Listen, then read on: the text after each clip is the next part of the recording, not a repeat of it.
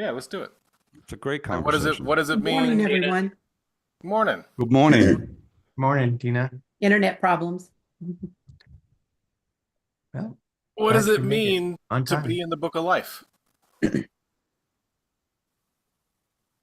Uh, how many times does it mention the book of life? And is it both in the Old or the New Testament or both? Both. Both, from what it sounds like. Yeah. Yeah, I David. mean, it's David's the first reference comes from David, and then you see it. I mean, the word book shows up a lot more than just the book of life, but Yeah. those two combinations. My initial research, you see it in Psalm, you see it in one of the Gospels. I forget which one, and then you see it in the book of Revelations. Yeah. So is the So, book of remembrance different than the book of life? well, Ooh. you could argue it is Zakar versus Zoe or Chai for Hebrew. Um, it's so you know what? I think it is different, and here's why I think it's different. And I know this is kind of rabbit trailing a little bit. No, that's fine. There is going to my opinion is shifting towards a separation between the ones who are written in the book of life and sons. And the reason why I say this because, well, first of all, the book of remembrance deals specifically with the sons. It says, in that day, that will be my own as a father saves his son. But you have, and I was talking to Paul about this last week. We were talking about the sheep and nation and goat nations. And there's a third party that's in that passage in Matthew where she was talking about the sheep and goats coming before the throne and how you were delineated between whether you were sheep or goat was how you treated his brothers. That's how you were segregated as a sheep and goat, is how you received and treated his brothers. And we're the brothers. Well, who were his brothers? We are. The sons of God, right? What was his first response when he came out? Don't touch me. Go tell your brothers that I'm going to our Father. Who were the brothers? The disciples. Yeah. So there's a group that was established. There are sons, and then there are those who are in the book of life. The sons are in the book of life. They're all in the book of life. But Yeah. then there's this other group, right? And I think that book of remembrance is the container or the preservation of those who are marked as sons. All right. But the book of life is anyone who did what? Who treated my children, my sons, in this manner. They walked in Whoa. they walked in the nature of life. And then those who walked in the nature of death, perhaps you would call them the goats, depart from me. So I think the book of life is more inclusive of those who chose not to walk in iniquity, chose to walk in. And the reason why I say chose not walk in iniquity, because David alludes to the fact that blotting them out is duplicating or doubling their iniquity. He's correlating this separation and saying they've chosen iniquity, give more to them. I think David was brutal to his enemies.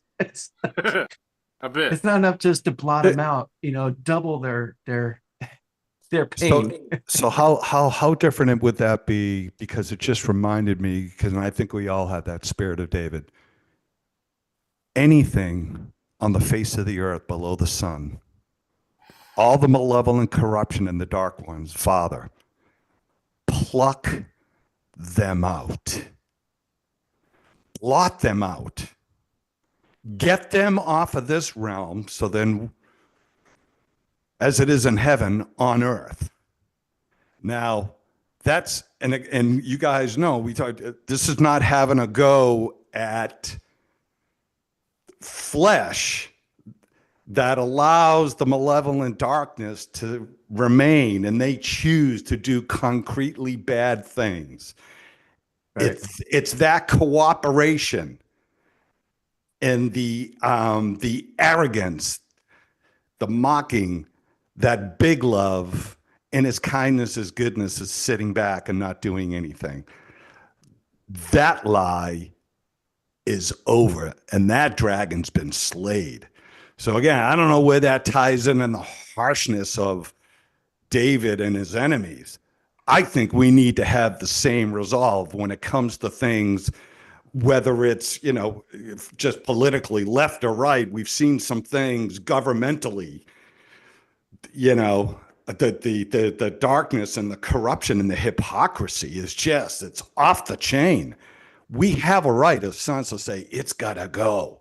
Now, I'm not thinking about whose name is in the book of life and you got to get blotted out of the book of life.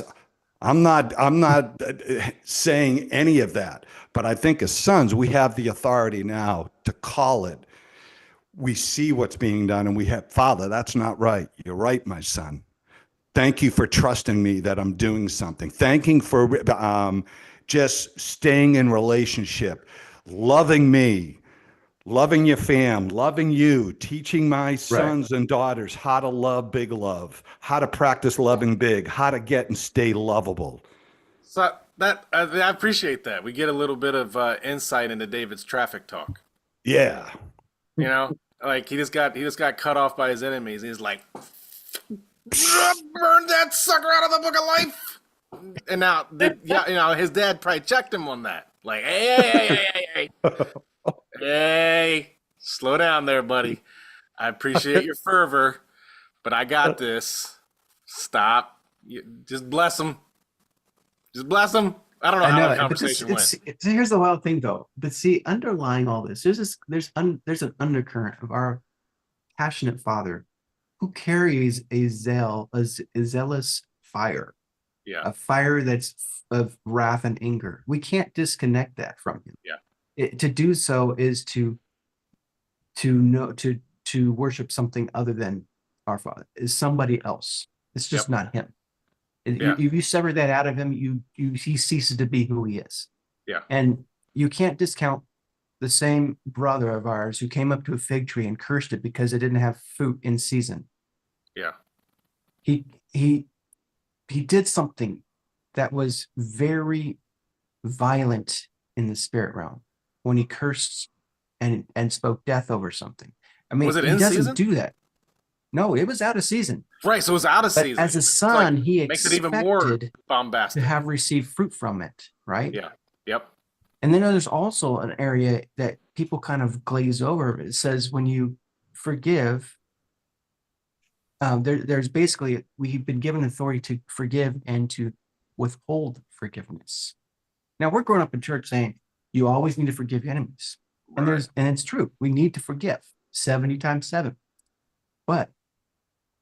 But there is, I'm going to call it a loophole for lack of a better word or phrase, but there is a place where forgiveness is withheld. He gives it to the disciples as part of their authority. Now, you explain to me what that is, because that's a big question mark before the Father. When is it righteous to withhold forgiveness? Right. Because he didn't delineate this is bad and this is good. He said, this is part of the authority I'm putting upon you, my brothers. As sons of Yahweh, I'm giving you the authority to forgive and to withhold forgiveness. Is that why there's a numerical limit? No, the numeric limit is just it's an idea of the 70 isn't the actual quantity. It has to do with the level of government. 70 being the Sanhedrin. Growing up, I had heard that it was poetry for infinity. It is, but there's also numbers involved with authority too. I mean, you can, and there's a lot of things you can withdraw, but so it could be more of an example of long suffering, right?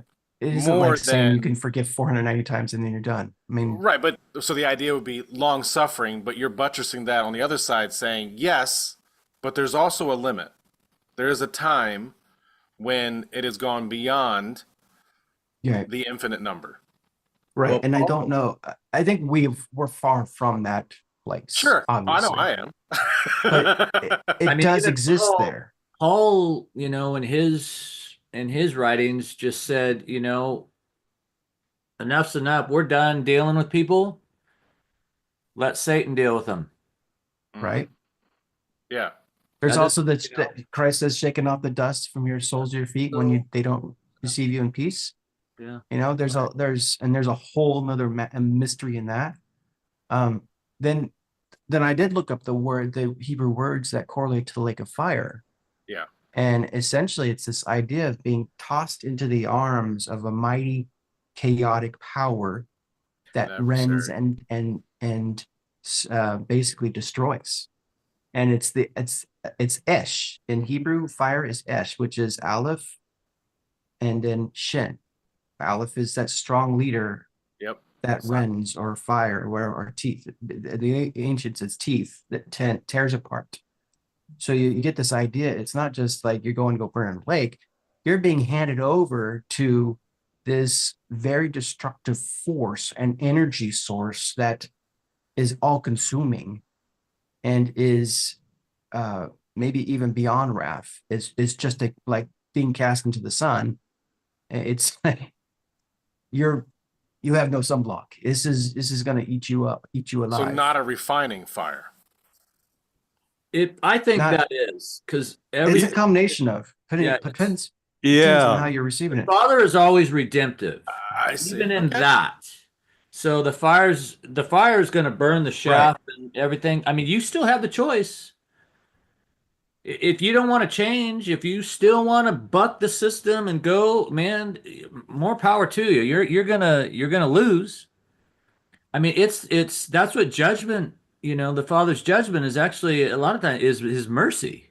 Right. Yes. His Yeah. Right. Yeah. mercy is what, okay, I'm just gonna turn this up a notch. Yeah. Refining is synonymous with mercy, right? That's the idea. Yes. That's the mercy in trauma. That's the mercy in tribulation. That's the mercy in Now we don't give the enemy consequences. mercy. We don't give the enemy. We're to judge the enemy. Right. So The true that's the enemy. whole thing. I don't give mercy to the enemy.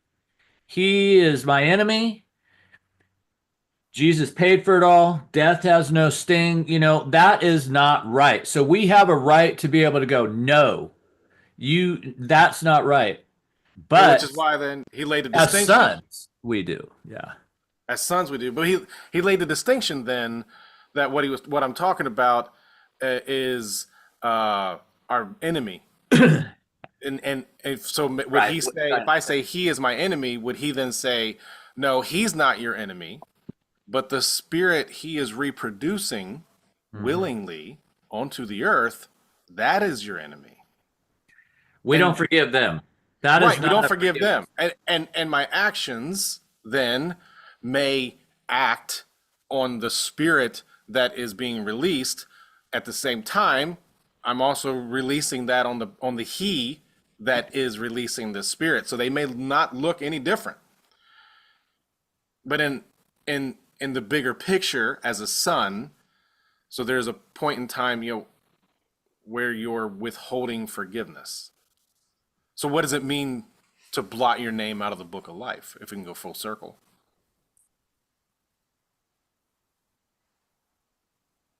I don't, you know what? I mean, I don't think it's, do we get to choose that? I mean, as far as, think or is so. I don't that the think we can apply Father that. that goes, all right, I say we choose. I think it's a choice, and then I think it's Yes. a consequence of our choice. Oh, Yes, for and us. Yeah. Yes, For me, I another- can't choose that for someone else. So Right. here's a thought experiment, just being playful. Yeah. You come, you get into this other realm. You're figuring out, am I dead? Am I alive? And this and that, and then you get into this fiery furnace of love, of truth. But you're a liar. You're a thief, and you're trying to sort things out, right? Okay. I think and so you are getting, and this is all, so imagine telepathically, and I don't want to lose my train of thought, is like you don't have any oil in your vessel, right? The five foolish virgins, right? So you're just like, you're a mess, and you don't have the light, and you see the dark, but the light is so overwhelming that perhaps you choose to go for an extended period of time or whatever, you want out away from this light to go into this darkness, and you're not sent anywhere. Actually, maybe you peel away from your spirit, because that goes back to the creator that gave it. Maybe your soul, when you became a living creature, that you lived in depravity, you didn't have my presence in you. So there's this dynamic there. And then you got the blotting out of those that are self-righteous, that go, Father, but look, in your name I did this and that. Mhm. And they had no relationship with the Father. I can see bro, you're blotted out, man. So it's kind of like, who are the dogs outside of the the New Jerusalem, right? Aren't there dogs or murderers and those that are Yeah, outside? Revelation's talking about it. Yeah, They're where's left this outside. where are they? Are they in a different dimension as they feed off their thoughts? And it's not a punishment. It's like, when are you guys going to stop, like, kicking against the pricks, kind of a thing? So who knows what it looks like Yeah. in the other realms and dimensions, right? So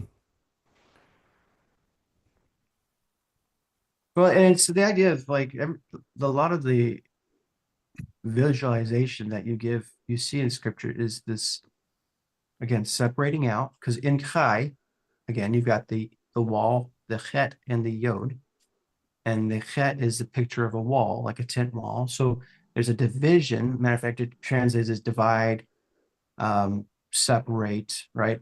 It's this idea of bringing in an enclosure, right? When you're exclusive, you're an exclusive thing. But the exclusivity is done by the arm, by the shepherd's arm, right? But it's also a agreed upon transactional thing, right? Because the shepherd's saying, you can come in, and it doesn't cost you anything. Like, come by without money. You have access. You choose. You want to come in, come in.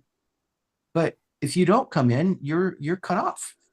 You're cut off from your life. It's like almost like if you come out of perfection, out of heaven, right? We talk about going on the shepherd's rod. We choose to come into a place that is in corruption. Creation is under frustration. We chose to enter into the darkness for the purpose of bringing light, and we carry that spark light with us. Going back to that picture analogy of that glow stick, we came from light, and as if we stay in the darkness and don't reconnect to that light source, our light dies out, and we choose whether to reconnect to that light or not. And then in that place, we reconnect to that light. We help others remember who they are to reconnect to that light, and they can choose, no, I don't want to. And then the light dies out in them.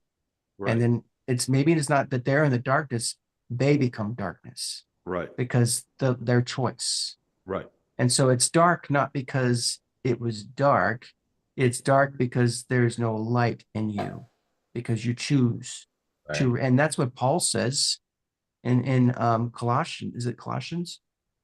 That the dark, the light came to the dark, and the dark rejected it. Basically, they hated the light and they refused the light. Yes. And so they chose to remain, they Yes. chose to let the spark of light die in them Yes. because they preferred the darkness over the light. Yes. And so that's why they stay out there with the murderers and the thieves and the liars, because they choose to stay there. It's not like we buttoned up the doors and they're banging on the doors, let me in. They are, it's like the orcs, they refuse. It's like destructive to their way of living, this light, and I don't want to be a part of it. I hate the light. And that's the thing, is I hate the light. And that's something that we always think of the other way of, like, oh, poor pity on them. No, they hate it.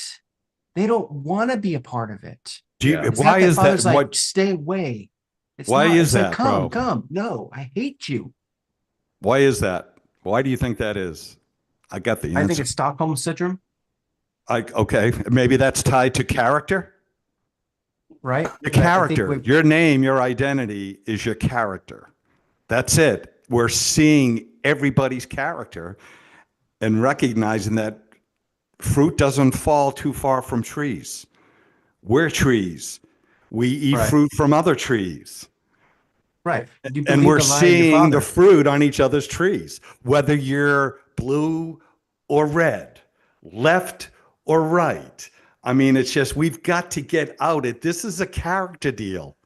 Yahweh's looking at the hearts of the sons and daughters below the sun at the same time, all of us, and we're all choosing. How much corruption? How much are we refining our own character? I mean, that's the conversation that I think we need to be having. And again, you're seeing it, and you saw it display if you're looking at, if you're into the governments of the world and our own government, that, you know, if your team won, you're seeing a demonstration of those that won that are corrupt and that lack authenticity and integrity of a character. Yeah, but it's the less of two evils. Not anymore, it's not. Thus say it, big love. So the character is the fruit of the chosen nature. But like, let's get back to the hate thing, because this is what's really kind of it's wild to me. How can you hate truth? Like, how do you arrive at a place where you say, I hate truth? I don't want truth. I don't want, because that's what you're saying. I hate light. I hate truth. I hate love. I hate to step into this liberty. I want to stay in this reality of darkness, of fear, of anger, of lust, of greed. I want to stay. How do you get to that point? What is in your being that you have embraced a love for hate? Right? I mean, that it seems hard to conceptualize in my brain, because my whole life has been about not hating but loving, embracing the light, running towards the light, letting all those things, fear, doubt, unbelief, but these things are what are embraced by those who hate the light. And I think that's why I mentioned Stockholm syndrome, is because our design wasn't designed. We weren't made in the image to hate. We were designed as luminous beings. So something broke. And the only thing I can think of is the belief system of the core belief system of the individual took on those haters' belief systems. So I'm talking about the watchers. I'm talking about those who fell from their state, those who rejected the purview of the Father over creation, those who wanted to destroy the seed and remake it in its own image, those malevolent ones that we have a fury of destruction for, desire for them to cease to exist. Those of our species who have hated the light and turned to darkness have come under the influence and enjoy and parade and support and are patriotic for that kingdom, that they embrace the darkness. They don't just apprehensively walk into it, they run to it because they hate the opposite. And it's beguiling. It makes my mind really spin to think that someone of our species, one who was designed to be illuminated being, has desired to snuff out the life within them so that they can embrace this alter identity. How can you come to that disillusionment? How can you be deceived to that level?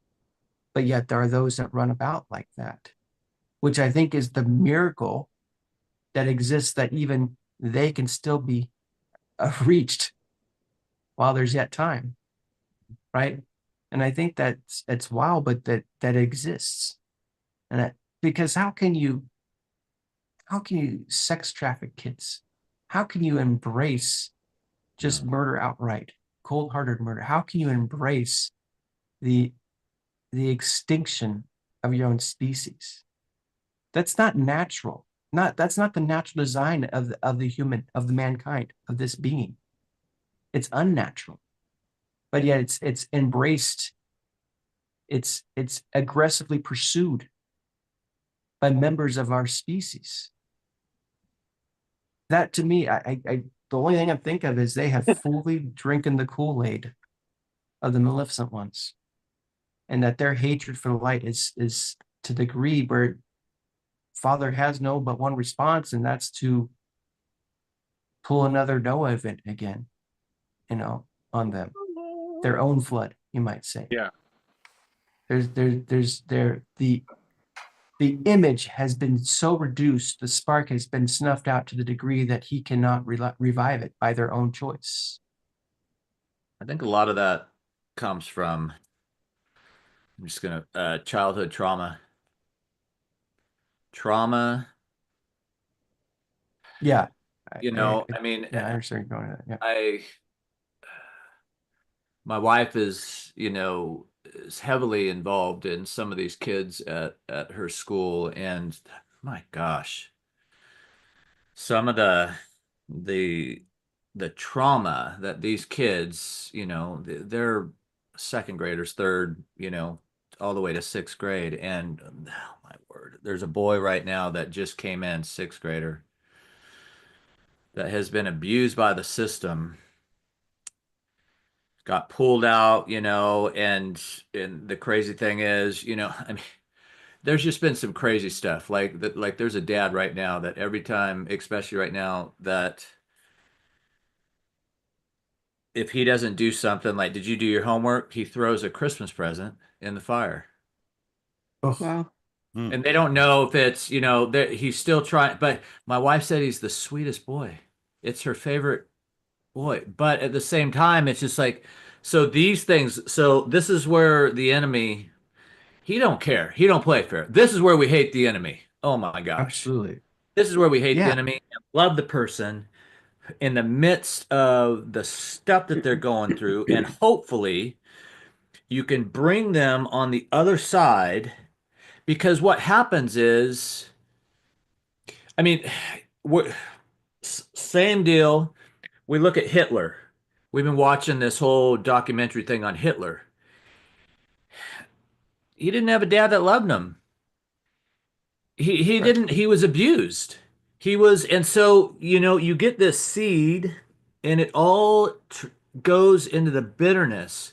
Don't get bitter, because once you start drinking that bitter water and you let that stuff just saturate you, then you become consumed, and then there is no, you lose hope. And that's the thing. Hopelessness kills the heart. And once you don't have this in there, the heart, the love, then it's just like everything is dark. And you're living in that depressed state, that hopeless state. And that's where you just go, after a while, it's just like, daddy's not coming to rescue me anymore. Daddy's not coming to, I'm not feeling it. I'm not feeling it. So you just go to the other side because your truth is that way. I mean, it really would take an act of God to get them to, and obviously, he does this, the Father does this, is breaks in on Right. these situations to at least give them the opportunity to choose. Well, and that's the beauty. I mean, you just said it, the act of God. The last being that they will interact with on that last decision is the Father. Yeah. It's because it's between them and the Father. We didn't set up these rules. We didn't set up these programs and processes and how this all works. This is Father's deal. Mhm. So, I mean, it really is the responsibility is not on our shoulders. We don't get to make the last decision whether they should enter or not enter. That's not up to us. It's between them and the Father. So there's some relief to that, because we don't have to know whether before death or after death or whatever it is when they get received. All we know for sure is that the last conversation they have of choice is with him. And then he gets to decide. So he knows exactly how far gone they are. He knows exactly if they can or cannot be redeemed. And so we leave that to our Father. We leave that mystery in his hands, and we're good with it.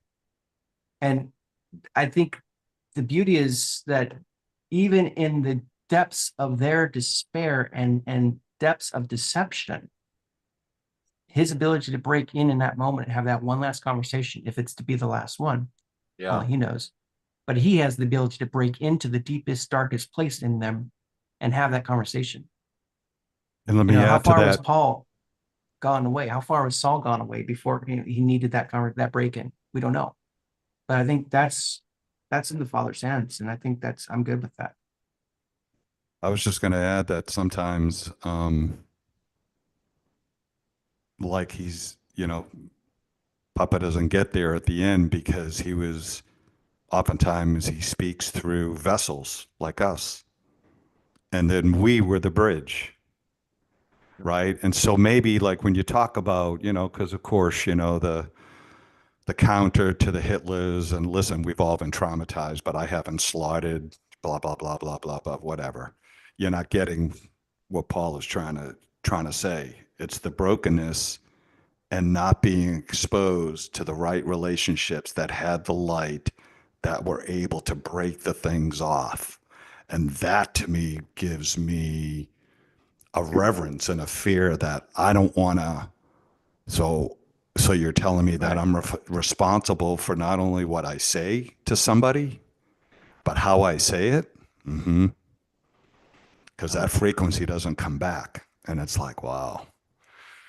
Right. And for those that are traumatized, that don't have, like you say, Paul, they're caught up in a system. It's like, and must be overwhelming because it would be like, it's like, I guess for me, I think about if I couldn't do it because I'd be like taking kids home like cats.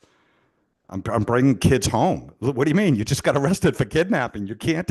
Yeah, but they're in bad situations. No, no, Boston C. You can't be a teacher anymore. You can't take these kids home because you love them. So it's like, yeah.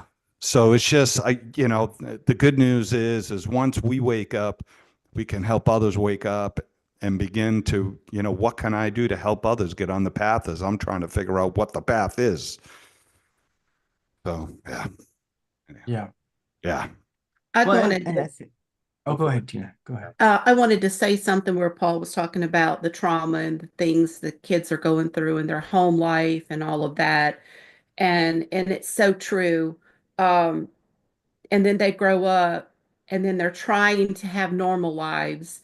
And there's so much darkness and so much stuff that's not tended to and junk within them. And they learn how to deal with it through drugs or alcohol or maybe both. And then they start, and it just feels so good because it can numb, it can take them from what they're feeling. And and they'll use that until they're addicted. And maybe they will, maybe they'll reach out and maybe they'll find God and they got some person inviting them to a local church or some recovery group and they'll go to that.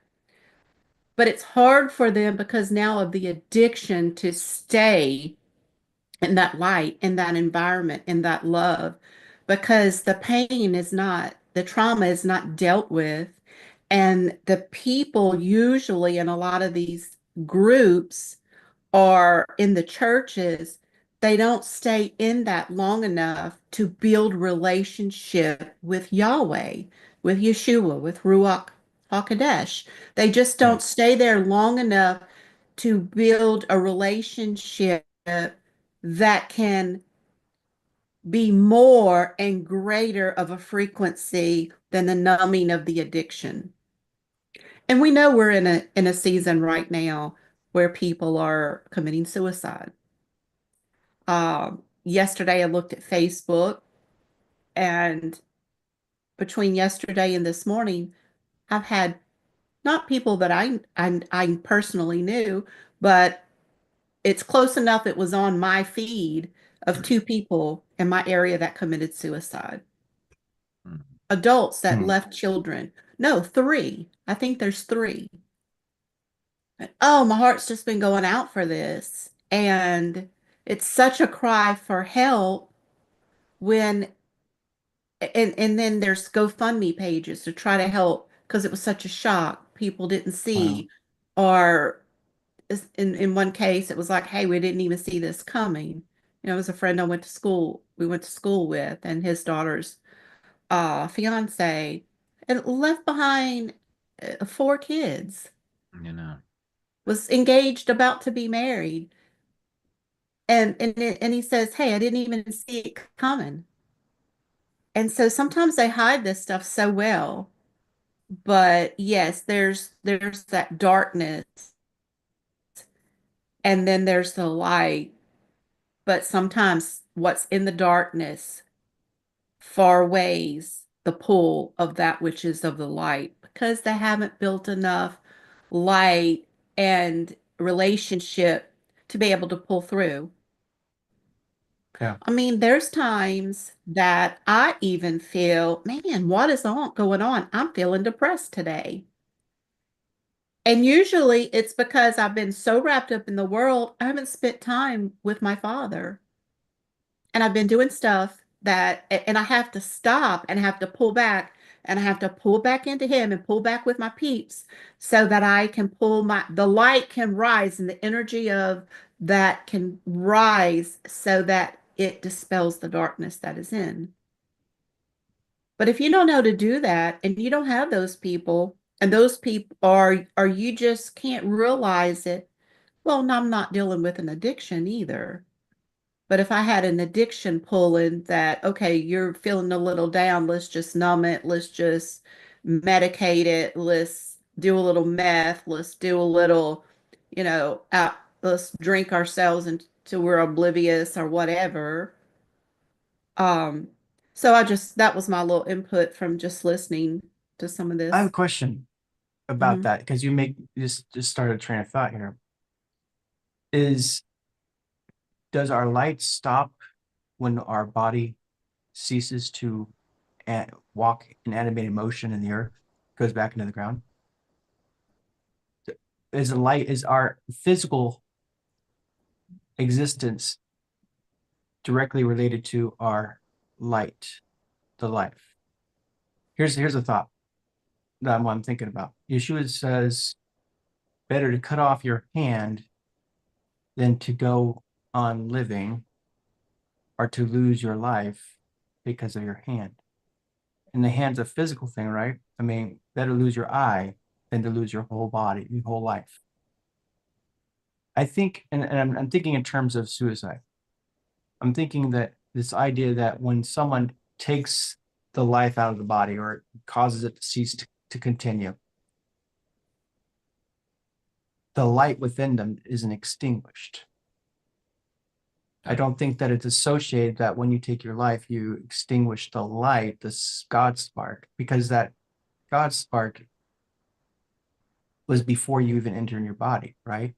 Right. So I think because people always worry about they cut off from God because they sinned because they killed themselves, and I don't think that you can equate suicide and depression and discouragement that causes a physical ceasing to put it on the same place of those who hate the light and choose Right. darkness and are Right. cut out.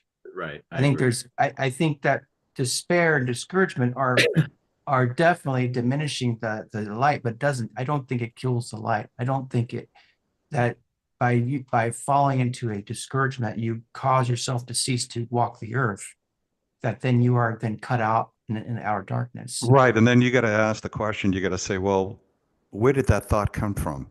It came from a religious Right. thought, okay, that's been around on the earth for a long time. Everybody has a religion. Everybody's entitled to figure out their own religion. In Big Love, you sort it out. But, again, um, yeah, just, I just wanted to highlight the fact that why, if I do this, I won't do this because I don't want to burn eternally in a I think place and a God that I don't really, it's like, hey, I don't know who taught you that belief system. Yeah. So we just got to just call it out that we all have beliefs. Okay. There are just some absolutes as well, right? Yeshua is absolute. Big Love, Papa Yahweh, right?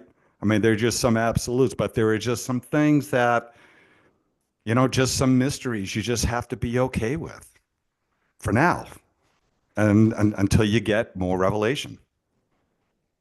yeah. But this book of life, yeah, tell us more. What else are you feeling about the book of life, bro? Well, I don't think, first of all, I don't think it's like, I'll go back to that. It's a separation. I don't think it's a negative, like to produce a negative response in people, right? It's an inclusive idea, not an exclusive idea. It's inclusive. And I think we need to separate that out from previous church expressions like, we're in the club and you chose, you don't get to be in the club. It's an inclusive thing. The only reason why it might be perceived exclusive is because the one outside has chosen not to be a part of it. And I think that needs to be resonated more. The door is open, the invitation. He goes out, he leaves the 99 and goes in search of the one. This is the attitude. This is the framework for the Father's heart. He's constantly diving into the dark, looking for another to go into the highways and the byways and say, hey, you're included. The invitation's gone out. Did you lose your invitation? Here's another one. We got plenty, right? There's another seat. I've set another seat. No one took your seat. It's still there. No. We got to go. I got a cow to take care of. I got to go buy a land. I got to go on a trip somewhere else. Sorry, I don't want to be a part of that. That's something that needs to be driven into the heart of the church these days to stop this divisive mindset that it's them against us. They chose, but you don't stop with your open heart. You don't stop inviting. You don't stop going out. You have to be inclusive because that's our Father's heart. I think we cut them off and we want people out of the book of life because we're hurt. I think that's really why it is. We're hurt by them. I mean, that you see David's hurt. It's his response to being hurt. Like, matter of fact, he's saying, they're making your wound upon me more hurtful. They're taking advantage of me, of this point of being pressed and hurt by you. So blot them out. It's like a parent who corrects a child and then his siblings come along and razz him about the correction. See, you did bad. You got in trouble. And what you want to say is, punish them. Their attitude sucks. That's kind of like what David's doing. It's like, punish them because they made fun of me of your correcting me, and I don't like it.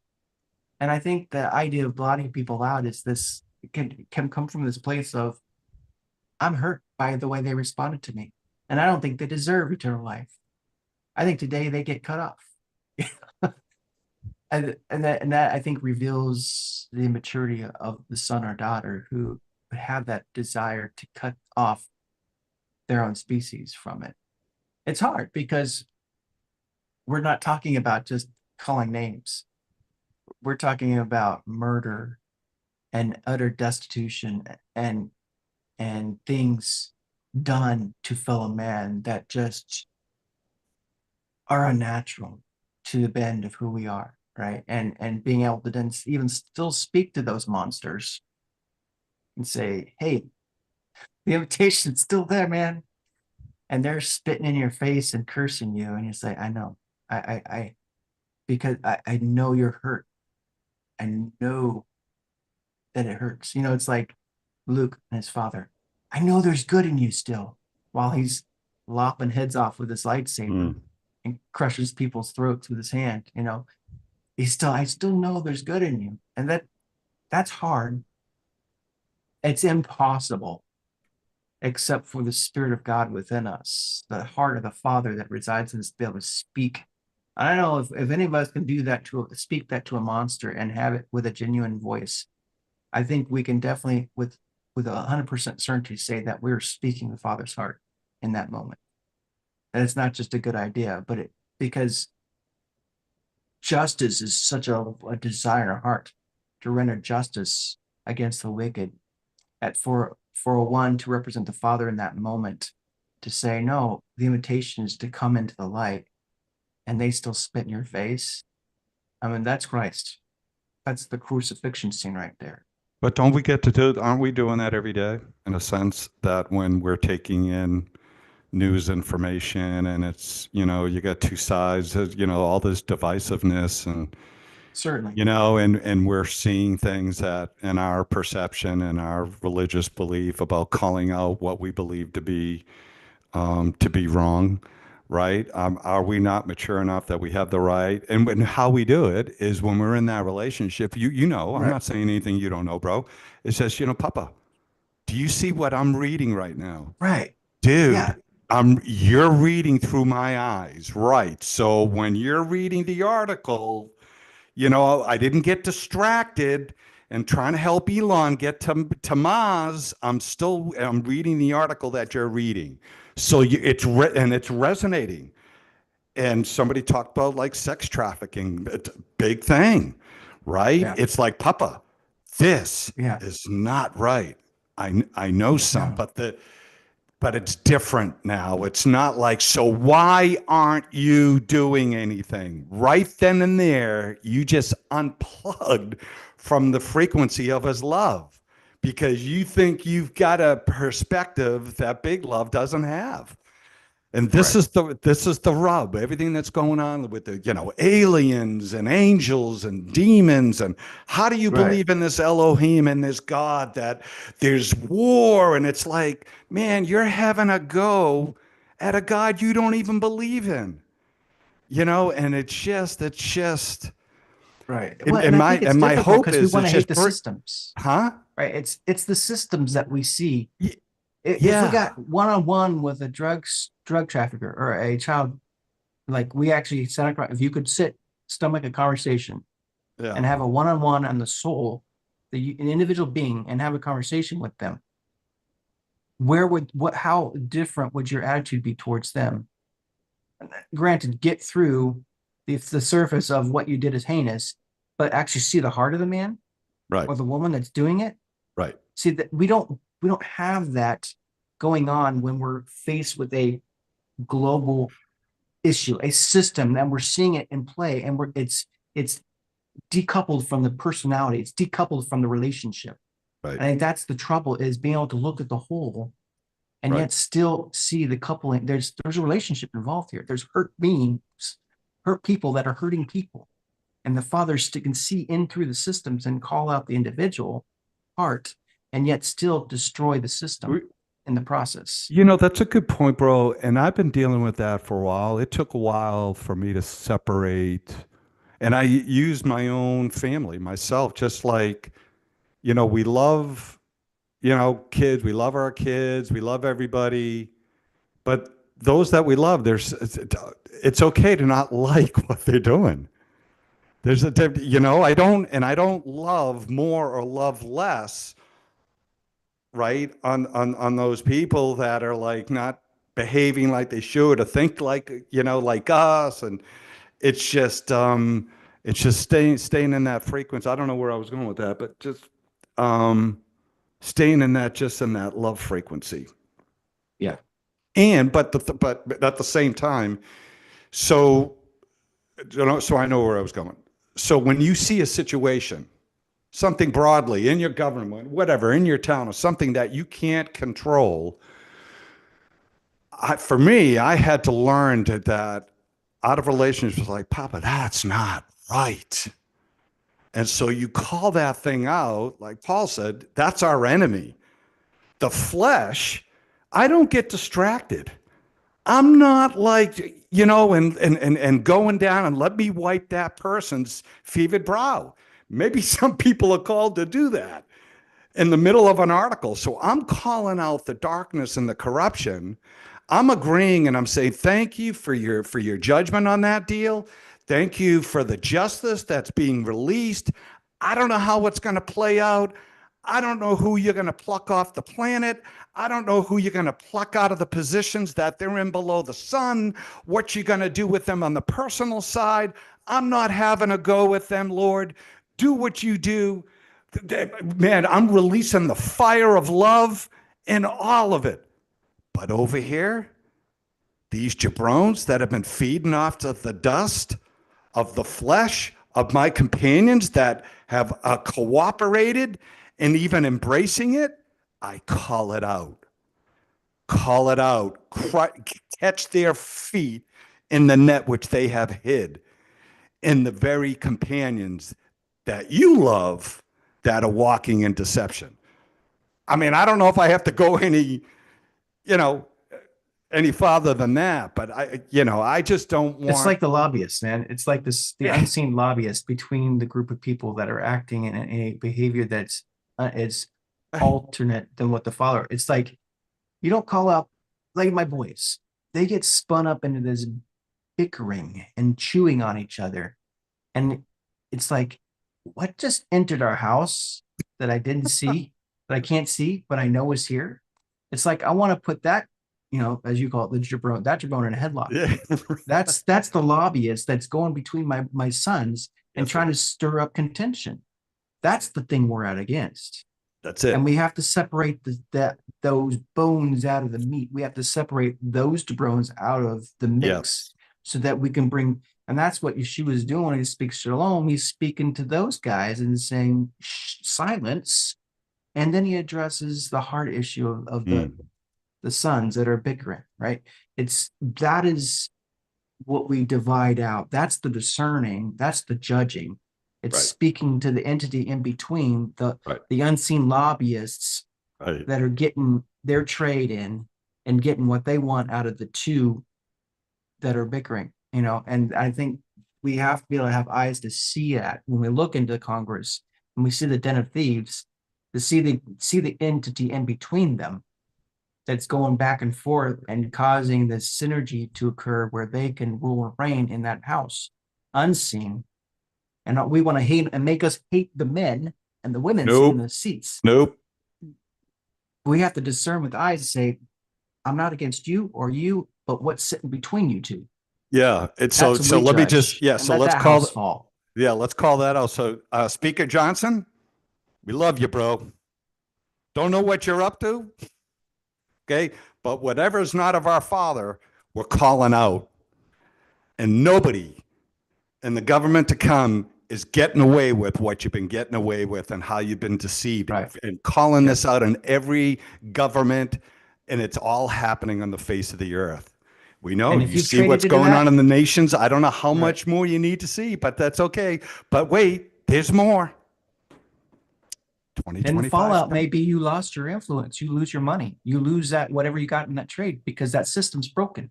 Yep. And whatever you traded in that is also gets destroyed and it's rubbish. So yeah, there's going to be fallout that you'll experience. But man, you got out with the skin of your teeth, you know.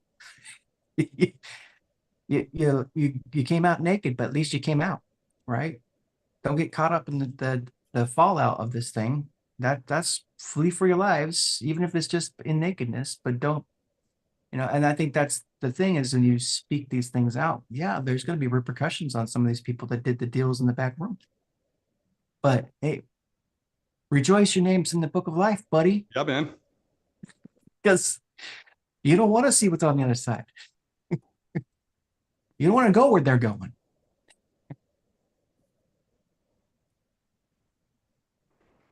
Ooh, that's good. That's good.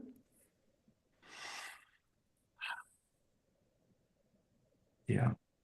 Yeah. But in the end, it sounds like it's something I don't have to worry about. Yeah. I can just rejoice in it. And that's what I can share with Absolutely. somebody else. Yeah. Absolutely. That's the encouragement. I stop wondering.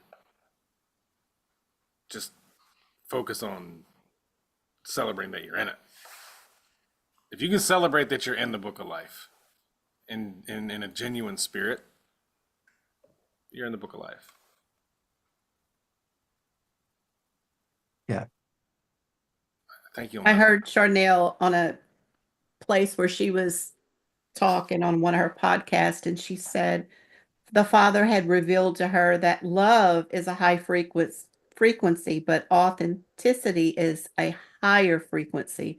And he hasn't unloaded all what that is. But if you think about it, to be authentic, love's in there, but it's a higher love to be authentic. And so I've that kind of resonated with me. So I've been thinking about that, and I've been thinking about the Father, how authentic and real he is. So it's still part of his character, still who he is, but it carries It a higher is. frequency than love. Love's in it, but it's a higher frequency of love when you're authentically in the The frequency of it. generosity of our Father is immeasurable. Right. We can't discount that.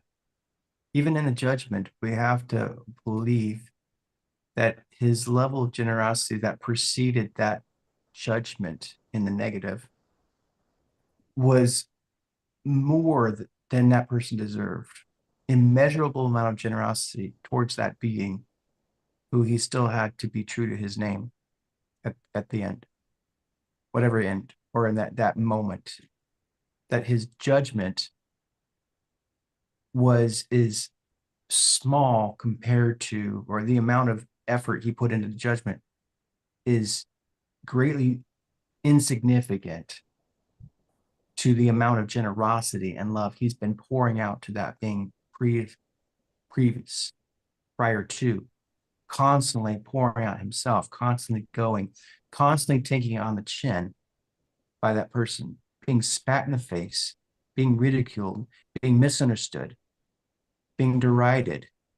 For how long? We don't know. Immeasurably for that one person, that one being, continuing to take that in himself, continuing to be abundantly gracious and merciful. I think sometimes the mercy I give my kids to let that bad behavior continue, I give them a speaking to, but it continues again and again and again. I'm like, how long do I before I let that foot drop? How long do I before the hammer drop? Right. And as a child, as a parent, even as a father, I'm nurturer and I want to love them. I want to give them good gifts, even when they're pain in the butt. I still have the desire to give them good gifts. It's just innate in me. And even though they don't deserve it, they've done nothing to deserve my goodness and my generosity, and yet I still gives it to them. And with the hope that it will, over time, there'll be a shift in towards loving kindness. So if I'm that way to my children, even to a fault, even to a point of maybe spoiling them a little bit, well, how much is a father towards those created in his image, or his generosity is overabundant beyond goodness towards the most wicked, right? So I'm that spoiled. anybody could stand in front of him in that day and say, you weren't fair to me. I beg to differ. Let's go over your life here. Let's go over your life scroll and see exactly what happened in your life and where I was and how many times I caught you and saved you, protected you, and blessed you even in your wickedness, and loved upon you here and here and here and here and here and here and here and here. And then you to stand here and say I'm unfair. Even in all that goodness toward you, reject me. Now, I don't think that any man can stand in that day and say that he was unfair or unjust towards him. His level of generosity is immeasurable to every man. And I think we need to heap that more. We need to show, we need to demonstrate that in our conversations with one another, with those that don't that see the Father as contrary, and say, no, that whatever judgment comes, know that the fact that this person has received the most gracious amount, immeasurable amount of love that he could receive, right up to, and even perhaps that judgment is love. I don't know how, but Father is never devoid of love, and even in his justice. So there's it's like a drop in the ocean. His wrath, his judgment towards destruction is a drop in the ocean compared to his goodness and his love. And that's what needs to resonate from the sons. That's what needs to resonate from our voices, is that we judge the systems and they need to be broken and torn down and disassembled. But in doing so, it's really we're displacing the systems by another system that's overwhelmingly full of perfection and goodness and love. I'm really a big fanatic about displacement. I don't need to speak to a thing. I need to displace a thing. I don't give it. I would choose not to give my breath to the wickedness and to give my energy to it. They don't deserve it for one. I'd rather just displace it with a showing of the alternative spirit, which is righteousness, love, joy, peace, and let that grow and grow and grow and grow until it just pushes out. Like light doesn't fight darkness. There's no fisticuffs going between light and darkness. Light just turns on, darkness disappears. There's no push and shove. It's That's done. That's right. So it's just displacing wickedness. And as Right. sons, we're just to go in and displace wickedness. Now we give breath to it as a way to, let righteousness reign in the house of the House of Representatives. Let righteousness reign in the Senate. Right. Let righteousness be seated in the seat of the president's chair. Right. Let those things be as they should. Right. Right. That's rather than tearing down, we just push and displace. That's good.